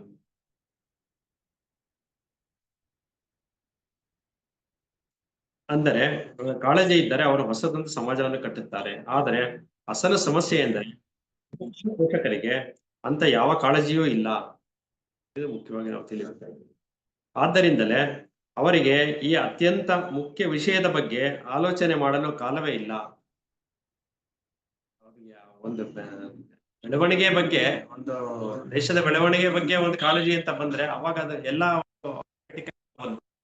ಇಲ್ಲೇನಾಗತ್ತೆ ಅಂದ್ರೆ ನಮ್ಮ ಮಕ್ಕಳು ಬೆಳಿಬೇಕು, ಒಂದ್ ಒಳ್ಳೆ ಓದ್ಬೇಕು, ಒಂದ್ ಒಳ್ಳೆ ಕೆಲ್ಸಕ್ಕೆ ಸೇರ್ಕೋಬೇಕು, ಒಂದ್ ಒಳ್ಳೆ ಸಂಬಳ ತರಬೇಕು ಅನ್ನೋವಂಥದ್ದು ಕೇವಲ ಕಾಳಜಿ ಇರ್ಬೋದಷ್ಟೇ ಹೊರತು ಅದು ಸರಿಯಾದ ಕಾಳಜಿ ಅಲ್ಲ. ಸರಿಯಾದ ಕಾಳಜಿ ಅನ್ನೋದನ್ನ ತಿಳ್ಕೊಂಡ್ರೆ ಮಾತ್ರ ಆ ನಿಟ್ಟಿನಲ್ಲಿ ಮಕ್ಕಳನ್ನ ಬೆಳೆಸೋದಕ್ಕೆ ಸಾಧ್ಯ ಆಗುತ್ತೆ. ಅದು ಪೋಷಕರಿಗೆ ಇಲ್ವೇ ಇಲ್ಲ ಅಂತಾನೆ ಇಲ್ಲಿ ಹೇಳ್ತಾ ಇದ್ದಾರೆ. ಪೋಷಕರಿಗೆ ಅಂತ ಯಾವ ಕಾಳಜಿಗಳು ಇಲ್ಲ. ಆದ್ದರಿಂದಲೇ ಅವರಿಗೆ ಈ ಅತ್ಯಂತ ಮುಖ್ಯ ವಿಷಯದ ಬಗ್ಗೆ ಆಲೋಚನೆ ಮಾಡಲು ಕಾಲವೇ ಇಲ್ಲ. ಹಣ ಮಾಡಲು ಸಮಯ ಇದೆ, ಮನರಂಜನೆಗೆ ಸಮಯ ಇದೆ, ಪೂಜೆ ಪುನಸ್ಕಾರಗಳಿಗಂತೂ ಬೇಕಾದಷ್ಟು ಸಮಯ ಇದೆ. ಆದರೆ ತಮ್ಮ ಮಕ್ಕಳಿಗೆ ಯಾವ ಬಗೆಯ ಶಿಕ್ಷಣ ಸರಿ ಎಂದು ಯೋಚಿಸಲು ಸಮಯವಿಲ್ಲ. ಮಕ್ಕಳ ಆಸಕ್ತಿ ಬಗ್ಗೆ ಯೋಚನೆ ಮಾಡೋದಕ್ಕೆ ಅವರಲ್ಲಿ ಸಮಯ ಇಲ್ಲ. ಬೇರೆ ಎಲ್ಲಾ ಮಾಡ್ಕೋತಾರೆ, ಎಲ್ಲದಕ್ಕೂ ಸಮಯ ಇಟ್ಕೋತಾರೆ, ಆದ್ರೆ ಇದ್ರ ಬಗ್ಗೆ ಇಲ್ಲ. ಯಾಕೆಂದ್ರೆ ಅದ್ರ ಬಗ್ಗೆ ಅವ್ರ ಕಾಳಜಿ ಇಲ್ಲ. ಈ ಸಂಗತಿಯನ್ನು ಎದುರಿಸಲು ಬಹುಪಾಲು ಜನರಿಗೆ ಇಷ್ಟವಿಲ್ಲ. ಏಕೆಂದರೆ ಹಾಗೆ ಮಾಡಿದಾಗ ಅವರು ತಮ್ಮ ಮನರಂಜನೆ, ಸಂತೋಷವನ್ನೆಲ್ಲ ಬಿಟ್ಟು ಕೊಡಬೇಕಾಗುತ್ತದೆ. ಹಾಗೆ ಮಾಡಲು ಅವರಿಗೆ ಖಂಡಿತವಾಗಿಯೂ ಇಷ್ಟವಿಲ್ಲ. ಸರಿ, ಅವರು ತಮ್ಮ ಮಕ್ಕಳನ್ನು ದೊಡ್ಡ ದೊಡ್ಡ ಶಾಲೆಗೆ ಕಳಿಸುತ್ತಾರೆ. ಇವರಿಗೆ ಮಕ್ಕಳ ಬಗ್ಗೆ ಎಷ್ಟು ಕಾಳಜಿಯೋ ಅಲ್ಲಿನ ಶಿಕ್ಷಕರಿಗೆ ತಮ್ಮ ವಿದ್ಯಾರ್ಥಿಗಳ ಬಗ್ಗೆ ಅಷ್ಟೇ ಕಾಳಜಿ. ಇವ್ರು ಎಷ್ಟು ಕಾಳಜಿ ಇಟ್ಕೊಂಡಿರ್ತಾರೋ ಅವರು ಅದೇ ರೀತಿ ಕಾಳಜಿ ಇಟ್ಕೊಂಡಿರ್ತಾರೆ ಅನ್ನೋಂಥದ್ದು. ಯಾಕೆಂದ್ರೆ ಕಣ್ಣು ಕಾಣದೆ ಬರೀ ದೊಡ್ಡ ದೊಡ್ಡ ಶಾಲೆಗಳಿಗೆ ಕಳಿಸ್ತಾ ಇದೀವಿ ನಾವು ಅನ್ನೋಂಥದ್ದು ಮಾತ್ರ ಇರುತ್ತೆ ಅಷ್ಟೇ. ಆಸಕ್ತಿ ಅವನಿಗೇನು ಪಾಠ ಕಲಿಸುವುದು ಅವನಿಗೊಂದು ಉದ್ಯೋಗ, ಹಣ ಸಂಪಾದನೆ ಮಾಡುವ ಮಾರ್ಗ, ಅಷ್ಟು ಮಾತ್ರ ಅವನು ಮಾಡ್ತಾ ಹೋಗ್ತಾನೆ. ಅಂದ್ರೆ ಇಬ್ರು ಕಡೆನೂ ಪೋಷಕರು ಮತ್ತು ಶಿಕ್ಷಕರ ಬಗ್ಗೆ ಎಲ್ಲನೂ ಕಾಳಜಿ ಅಂತ ಅನ್ನೋದು ಅಷ್ಟೇ ಇರುತ್ತೆ ತಕ್ಕ ಮಟ್ಟಿಗೆ. ಅದು ಕೆಲಸ ಮಾಡಲ್ಲ. ಅದು ನಾವು ಸೃಷ್ಟಿಸಿರುವ ಈ ಜಗತ್ತು ಪರದೆಯನ್ನು ಬದಿಗೆ ಸರಿಸಿ ನೋಡಿದಾಗ ಅದೆಷ್ಟು ಕೃತಕ, ಕುರೂಪಿ ಮತ್ತು ಮೇಲಿನ ಬುರುಗು ನೊರೆ. ನಾವು ಈ ಪರದೆಯನ್ನು ಅಲಂಕಾರ ಮಾಡುತ್ತಿದ್ದೇವೆ ಹಾಗೂ ಹೇಗೋ ಎಲ್ಲವೂ ಸರಿ ಹೋಗುತ್ತದೆ ಎಂದು ನಂಬುತ್ತೇವೆ. ದುರದೃಷ್ಟವಶಾತ್ ಬಹಳಷ್ಟು ಜನರು ಈ ಜೀವನದ ಬಗ್ಗೆ ಗಂಭೀರವಾಗಿಯೇ ಇಲ್ಲ. ಹೆಚ್ಚೆಂದರೆ ಹಣ ಸಂಪಾದನೆ, ಅಧಿಕಾರ ದಾಹ ಮತ್ತು ಲೈಂಗಿಕ ರೋಮಾಂಚನಗಳು ಮಾತ್ರ ಈ ಮಾತಿಗೆ ಅಪವಾದಗಳು. ಜೀವನದ ಇಂತಹ ಸಂಕೀರ್ಣ ಸಮಸ್ಯೆಗಳನ್ನು ಎದುರಿಸಲು ಅವರಿಗೆ ಇಷ್ಟವಿಲ್ಲ. ಆದ್ದರಿಂದಲೇ ಅವರು ಮಕ್ಕಳು ದೊಡ್ಡವರಾದಾಗ ತಮ್ಮ ತಂದೆ ತಾಯಿಯರಂತೆಯೇ ಆಗುತ್ತಾರೆ. ಯಥಾ ರಾಜ ತಥಾ ಪ್ರಜಾ ಅಂತಾರಲ್ಲ, ಹಂಗಾಗ್ತದೆ. ಅಪ್ಪ ಅಮ್ಮ ಅಂದ್ರೆ ಮಕ್ಕಳನ್ನ ಯಾವ ರೀತಿ ಬೆಳೆಸ್ತಾರೆ ಅಂತಂದ್ರೆ ಅವರು ಬೇರೆ ಸ್ಪೆಷಲ್ ಆಗಿ ಯಾವ ಕಾಳಜಿನ ತಗೊಳ್ಳಿಲ್ಲ ಅಂತಂದ್ರೆ, ಒಂದು ಸೃಜನಶೀಲತೆ ಅಂತ ಅನ್ನೋದು ಅವರಲ್ಲಿ ಬೆಳೆಯೋದಕ್ಕೆ ಸಹಾಯ ಮಾಡ್ಲಿಲ್ಲ ಅಂತಂದ್ರೆ ಅಮ್ಮಂದ್ರೆ ಹೇಗಿರ್ತಾರೋ ಅದೇ ತರನೇ ಮಕ್ಕಳಾಗ್ತಾರೆ. ಅದ್ರಲ್ಲೇನು ಆಶ್ಚರ್ಯ ಇಲ್ಲ ಅನ್ನೋ ಅಸಮಗ್ರವಾದ ಅರೆಮಾಗಿದ ಹಣ್ಣುಗಳು ಸದಾ ಸಂಘರ್ಷದಲ್ಲಿಯೇ ಮಗ್ನರು, ತಮ್ಮೊಳಗೆ ಮತ್ತು ಹೊರಗೆ ಇರುವ ಈ ಲೋಕದೊಂದಿಗೆ. ನಮ್ಮ ಮಕ್ಕಳನ್ನು ನಾವು ಪ್ರೀತಿಸುತ್ತೇವೆ ಎಂದು ಎಷ್ಟೊಂದು ಸುಲಭವಾಗಿ ಹೇಳಿಬಿಡುತ್ತೇವೆ. ಆದರೆ ಈಗ ಇರುವ ಸಾಮಾಜಿಕ ಸನ್ನಿವೇಶವನ್ನು ಬದಲಿಸುವ ಹಂಬಲ ನಮಗೆ ಇಲ್ಲವೇ ಇಲ್ಲ. ಈ ವಿನಾಶಕರವಾದ ಸಮಾಜದಲ್ಲಿ ಮೂಲಭೂತವಾದ ಪರಿವರ್ತನೆಯನ್ನು ಉಂಟು ಮಾಡುವ ಯಾವೊಂದು ಅಪೇಕ್ಷೆಯೂ ನಮಗೆ ಇಲ್ಲ. ಹಾಗಾದರೆ ನಮ್ಮ ಹೃದಯಗಳಲ್ಲಿ ತುಂಬಿರುವುದು ಪ್ರೀತಿ ಎಂದು ಹೇಳುವುದಾದರೂ ಹೇಗೆ? ಅಂದ್ರೆ ಯಾವ ಬದಲಾವಣೆನೂ ನಮ್ಮ ನಿರೀಕ್ಷೆ ಮಾಡಕ್ ಆಗ್ತಿಲ್ಲ ಅಂತಂದ್ರೆ, ಅಂದ್ರೆ ಎಲ್ಲ ಸರಿ ಇದೆ ಅಂತ ನಾವು ಒಪ್ಕೊಂಡಾಗಾಯ್ತು. ಎಲ್ಲ ಸರಿ ಇದೆಯಾ ಪ್ರಪಂಚದಲ್ಲಿ? ಎಲ್ಲ ಸರಿ ಇಲ್ಲ. ಎಲ್ಲ ಸರಿ ಇಲ್ಲದೆ ಇರೋದ್ರಿಂದ ಹೇಗೆ ಅದು ಒಂದು ಇದಾಗುತ್ತೆ? ಇವ್ರು ಹೆಂಗೆ? ಅದಕ್ಕೆ ಹಾಗಾದ್ರೆ ನಮ್ಮ ಹೃದಯದಲ್ಲಿ ತುಂಬಿರುವುದು ಪ್ರೀತಿ ಎಂದು ಹೇಳುವುದಾದರೂ ಹೇಗೆ? ನಮ್ಮ ಮಕ್ಕಳಿಗೆ ಪಾಠ ಹೇಳಲು ವಿಷಯ ತಜ್ಞರನ್ನೇ ಹುಡುಕುತ್ತೇವೆ. ಆದ್ದರಿಂದಲೇ ಈ ಗೊಂದಲ, ಗೋಳುಗಳು ಹೀಗೆಯೇ ಮುಂದುವರಿಯುತ್ತವೆ. ಏಕೆಂದರೆ ತಜ್ಞರಾದವರಿಗೆ ತಮಗೆ ತಿಳುವಳಿಕೆ ಇರುವ ಬಿಡಿ ಭಾಗದಲ್ಲಿ ಆಸಕ್ತಿ ಇದೆಯೇ ಹೊರತು ಎಲ್ಲವನ್ನು ಒಟ್ಟುಗೂಡಿಸುವ ಇಡಿಯಲ್ಲಿ ಇಲ್ಲ. ಅವರದ್ದು ಕೂಡ ಅಸಮಗ್ರ ಅಸ್ತಿತ್ವಗಳೇ ಆಗಿದೆ. ಇದೆಲ್ಲ ಬರೀ ಸಬ್ಜೆಕ್ಟ್ ಓರಿಯೆಂಟೆಡ್ ಮಾತ್ರ ಆಗಿದೆ. ಏನು ಪೋಷಕರ ಕಾಳಜಿ ಏನಿದೆ ಅಂತಂದ್ರೆ, ಮಕ್ಕಳು ಯಾವ್ದಾರ ಒಂದು ವಿಷಯದಲ್ಲಿ ಮುಂದೆ ಬರಬೇಕು ಅಷ್ಟೇ. ಅದಕ್ಕೊಂದು ಟ್ಯೂಷನ್ ಸೇರಿಸ್ತೀರಾ, ಅದಕ್ಕೆ ಬೇಕಾಗಿರೋಂಥ ಒಂದು ಸ್ಕೂಲ್ಗೆ ಹಾಕ್ತೀರಾ, ಅದಷ್ಟೇ ಮಾಡ್ತಾರೆ.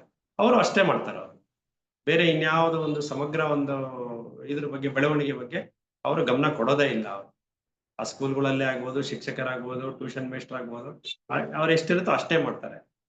ಅದು ಯಾವತ್ತಿಗೂ ಸಂಪೂರ್ಣ ಪರಿಹಾರ ಅಲ್ಲ. ಅದು ಸಮಸ್ಯೆಗಳು ಹಾಗೆ ಉಳ್ಕೊಂಡ್ಬಿಟ್ಟಿರುತ್ತದೆ. ಈಗಲೂ ಹಂಗೆ ಇರುತ್ತೆ ಸಮಸ್ಯೆ, ಮುಂದೇನೂ ಹಂಗೆ ಇರುತ್ತೆ. ಅದನ್ನ ಪರಿಹಾರ ಮಾಡುವಂತ ಪ್ರಯತ್ನ ಪೋಷಕರು ಮಾಡೋದಿಲ್ಲ, ಶಿಕ್ಷಕರು ಮಾಡೋದಿಲ್ಲ. ಇದ್ರ ಪರಿಣಾಮ ವಿದ್ಯಾರ್ಥಿಗಳಿಗೆ ಬೀಳುತ್ತೆ. ಅಂದ್ರೆ ಇಂದಿನ ಸಮಾಜ ಹೇಗಿದೆಯೋ ನಾಳೆ ಸಮಾಜನೂ ಅದೇ ರೀತಿನೇ ಸೃಷ್ಟಿಯಾಗುತ್ತೆ. ಅದು ಯಾವುದೇ ಬದಲಾವಣೆ ಇಲ್ಲ, ಯಾವುದೇ ಒಂದು ಅಭಿವೃದ್ಧಿ ಇಲ್ಲ, ಏನೂ ಇಲ್ಲ. ಈ ತರ ಆಗುತ್ತೆ.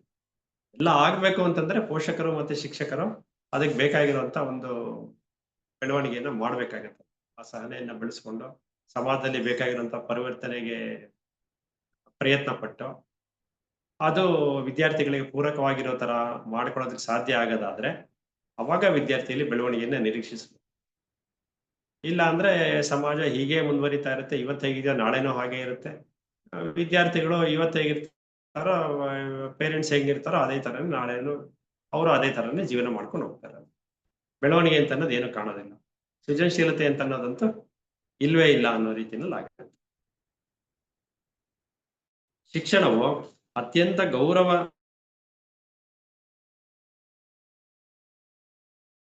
ಗೌರವನೀಯವಾದ ಅಂತೆಯೇ ಜವಾಬ್ದಾರಿಯುತವಾದ ಉದ್ಯೋಗ ಆಗಬೇಕು. ಅದಾಗಬೇಕಿತ್ತು ಲಕ್ಷ್ಯದಿಂದ ನೋಡಲಾಗುತ್ತದೆ. ಬಹುಪಾಲು ಶಿಕ್ಷಕರು ದೈನಿಕಗಳ ಜಂಜಾಟದಲ್ಲಿ ಸಿಕ್ಕಿಕೊಂಡಿದ್ದಾರೆ. ಅವರಿಗೆ ಸಮಗ್ರತೆಯಲ್ಲಾಗಲಿ ಬುದ್ಧಿಶಕ್ತಿಯಲ್ಲಾಗಲಿ ದಿಟವಾದ ಕಾಳಜಿ ಇಲ್ಲ.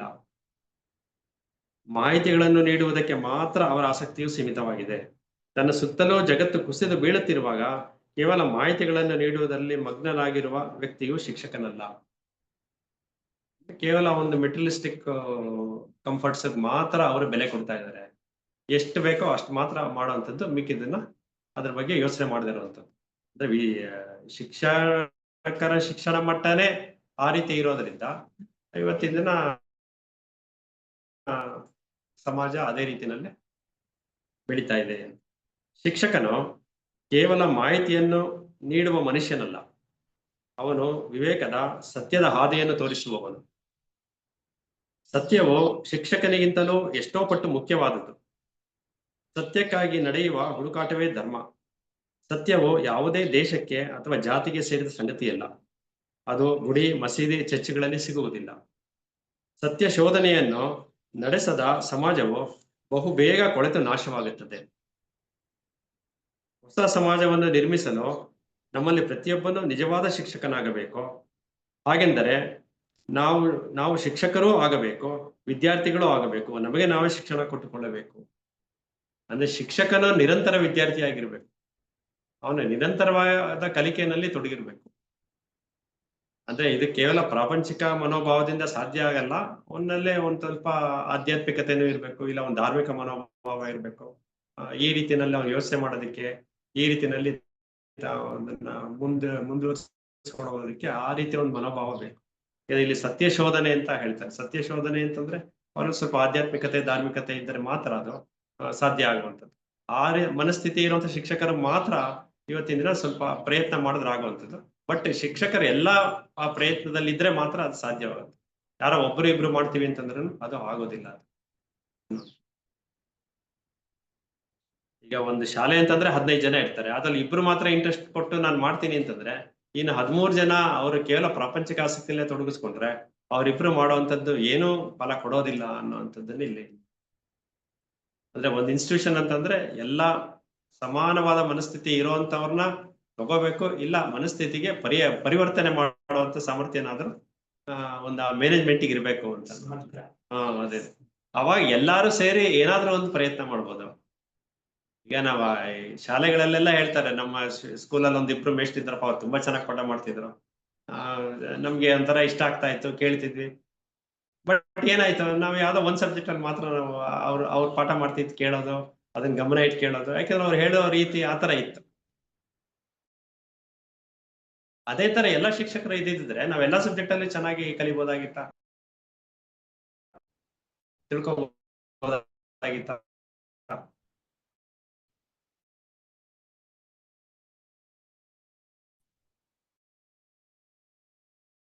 ಎಲ್ಲಾ ಶಾಲೆಗಳಲ್ಲೂ ಒಬ್ರು ಇಬ್ರು ಒಳ್ಳೆ ಮೇಷ್ಟ್ರು ಅವನು ಮತ್ತೆ ಪರಿಪೂರ್ಣತೆಯನ್ನು ಸಾಧಿಸೋದಕ್ಕೆ ಆಗೋದಿಲ್ಲ.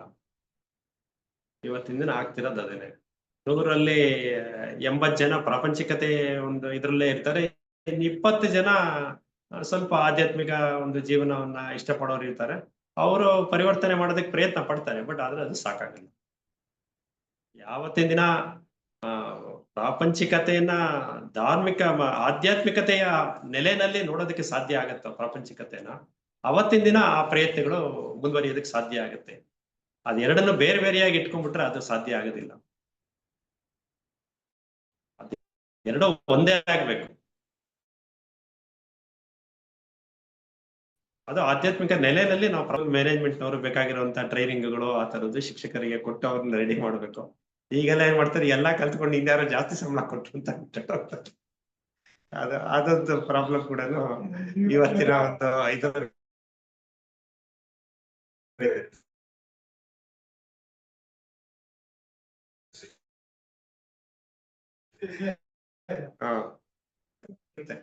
ಏನೋ ಎಲ್ಲ ಹೇಳ್ಕೊಡ್ತಾರೆ, ಎಲ್ಲ ಕಲ್ತ್ಕೊಳ್ಳೋದು, ಟ್ರೈನಿಂಗ್ ಎಲ್ಲ ಮಾಡ್ಕೊಳ್ಳೋದು. ನಮ್ಗೆ ಆ ಟ್ರೈನಿಂಗ್ ಆಗಿದೆ, ಈ ಟ್ರೈನಿಂಗ್ ಆಗಿದೆ, ಇನ್ ಜಾಸ್ತಿ ಸಂಬಳ ಕೊಡಿ, ಇನ್ನೊಂದು ಸ್ಕೂಲ್ ಈ ತರ ಮಾಡ್ತಾರೆ ಹೊರತು ಅಲ್ಲಿ ಅವರು ಕಲಿಯೋ ಇರಲ್ಲ. ಕೇವಲ ಸಂಬಳಕ್ಕಾಗಿ ಪಾಠ ಹೇಳುವ ವಿದ್ಯಾರ್ಥಿಯರಿಗೆ ಯಾವ ಸ್ಥಾನವೂ ಇರುವುದಿಲ್ಲ. ನೋಡಿ, ಹೊಸ ಸಮಾಜವನ್ನು ಸೃಷ್ಟಿಸುವಂತವ್ರಿಗೆ ಅಂತವ್ರಾದ್ರೆ ಕೇವಲ ಇಲ್ಲ, ಅವ್ರು ಮಾಡೋ ಪಾಠಕ್ಕೆ ಬೆಲೆನೇ ಇರೋದಿಲ್ಲ. ಶಿಕ್ಷಕ ವೃತ್ತಿಯನ್ನು ಜೀವನೋಪಾಯದ ಮಾರ್ಗವೆಂದು ತಿಳಿಯುವುದು ಸ್ವಂತ ಲಾಭಕ್ಕಾಗಿ ಮಕ್ಕಳನ್ನು ಶೋಷಣೆ ಮಾಡಿದಂತೆ. ಜೀವನೋಪಾಯಕ್ಕಾಗಿ ಮಾಡೋದು ಅಂತ ಉದ್ದೇಶ ಇರಬಾರ್ದು ಅನ್ನುವಂಥದ್ದು. ತಿಳುವಳಿಕೆಯ ಬೆಳಕು ತುಂಬಿದ ಸಮಾಜದಲ್ಲಿ ಶಿಕ್ಷಕರಿಗೆ ತಮ್ಮ ಯೋಗಕ್ಷೇಮದ ಬಗ್ಗೆ ಯಾವ ಕಾಳಜಿಯೂ ಇರುವುದಿಲ್ಲ. ನೋಡಿ, ತಿಳುವಳಿಕೆಯ ಬೆಳಕು ತುಂಬಿದ ಸಮಾಜದಲ್ಲಿ ಶಿಕ್ಷಕರಿಗೆ ತಮ್ಮ ಯೋಗಕ್ಷೇಮದ ಬಗ್ಗೆ ಯಾವ ಕಾಳಜಿ ಇರುವುದಿಲ್ಲ. ಅವ್ರ ಕಾಳಜಿ ಎಲ್ಲ ವಿದ್ಯಾರ್ಥಿಗಳ ಮೇಲೆ ಇರುತ್ತೆ, ಆ ಒಂದು ಪರಿಸರವನ್ನ ಸೃಷ್ಟಿ ಮಾಡೋದ್ರ ಮೇಲೆ ಇರುತ್ತೆ. ಅಲ್ಲಿ ಅವರ ಅಗತ್ಯಗಳನ್ನು ಸಮುದಾಯವೇ ಪೂರೈಸುತ್ತದೆ. ಅದಕ್ಕೆ ಬೇಕಾಗಿರುವಂತದ್ದು ಆ ಒಂದು ಮ್ಯಾನೇಜ್ಮೆಂಟ್ ಏನಿದೆಯೋ ಶಾಲೆಯಲ್ಲಿ ಅದು ಪೂರೈಸುವಂಥದ್ದು. ಇವನು ಯೋಚನೆ ಮಾಡುವಂಥದ್ದು ಇರಲ್ಲ. ಇವನು ಯೋಚನೆ ಏನಿದ್ರು ವಿದ್ಯಾರ್ಥಿಗಳ ಬೆಳವಣಿಗೆಯಾದ ಬಹುದೊಡ್ಡ ಶಿಕ್ಷಣ ಸಂಸ್ಥೆಯನ್ನು ನಿರ್ಮಿಸಿರುವ ವ್ಯಕ್ತಿಯು ನಿಜವಾದ ಶಿಕ್ಷಕನಲ್ಲ. ದೊಡ್ಡ ದೊಡ್ಡ ಇನ್ಸ್ಟಿಟ್ಯೂಷನ್ಗಳು ಇವಾಗೆಲ್ಲ ಇದೆ.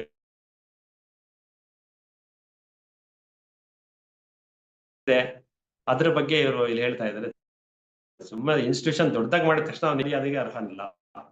ಯಾಕಂದ್ರೆ ಇವಾಗ ಅದು ಬೇಕಲ್ಲ, ದೊಡ್ಡ ದೊಡ್ಡ ಶಿಕ್ಷಣಗಳು ಬೇಕು. ಇಲ್ಲೆಲ್ಲ ನೋಡಿ, ಎಲ್ಲಾ ಕಾಲಕ್ಕೂ ಅನ್ವಯಿಸುವಂತ ಮಾತುಗಳನ್ನೇ ಹೇಳಿರೋದು. 50 ವರ್ಷದಿಂದ ಹೇಳಿರುವಂತ ಪುಸ್ತಕ ಇದು, ಈಗಲೂ ಅನ್ವಯಿಸುತ್ತೆ ಇದೆಲ್ಲ. ಒಂದು ಆದರ್ಶ, ನಂಬಿಕೆ ಅಥವಾ ದೇಶಕ್ಕೆ ಬದ್ಧನಾಗಿರುವವನು ನಿಜವಾದ ನಿಜವಾದ ಶಿಕ್ಷಕನಲ್ಲ. ನೋಡಿ, ಒಂದು ಆದರ್ಶನು ನಿಜವಾದ ಶಿಕ್ಷಕನಲ್ಲ. ನಿಜವಾದ ಶಿಕ್ಷಕನು ಅಂತರಂಗದ ಶ್ರೀಮಂತಿಕೆಯನ್ನು ಹೊಂದಿರುವವನು. ಅವನು ತನಗಾಗಿ ಏನನ್ನೂ ಕೇಳುವುದಿಲ್ಲ. ಅವನಿಗೆ ಮಹತ್ವಾಕಾಂಕ್ಷೆ ಇಲ್ಲ. ಅವನು ಅಧಿಕಾರವನ್ನು ಅದರ ಯಾವ ರೂಪದಲ್ಲಿಯೂ ಬಯಸುವುದಿಲ್ಲ.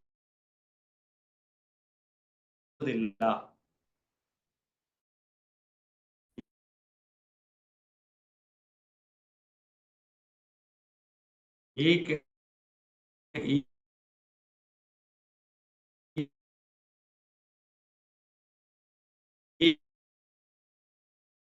ಒಂದು ಸ್ವಭಾವಗಳು ಅವನಲ್ಲಿ ಇರಬೇಕು.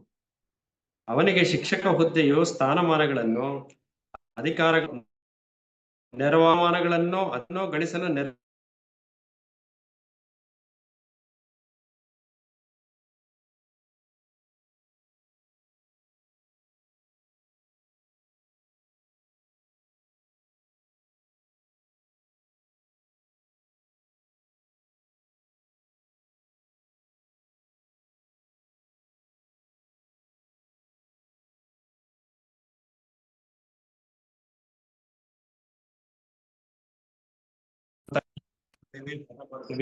ಅಂತ ಹೇಳ್ಬಿಡ್ತಾರಲ್ಲ, ಅದು ಏನು ಪ್ರಯೋಜನ ಇಲ್ಲ. ಅದು ನಿಜವಾದ ಶಿಕ್ಷಕನಿಂದ ಅವರೆಲ್ಲ ಆಗ್ಬೇಕು.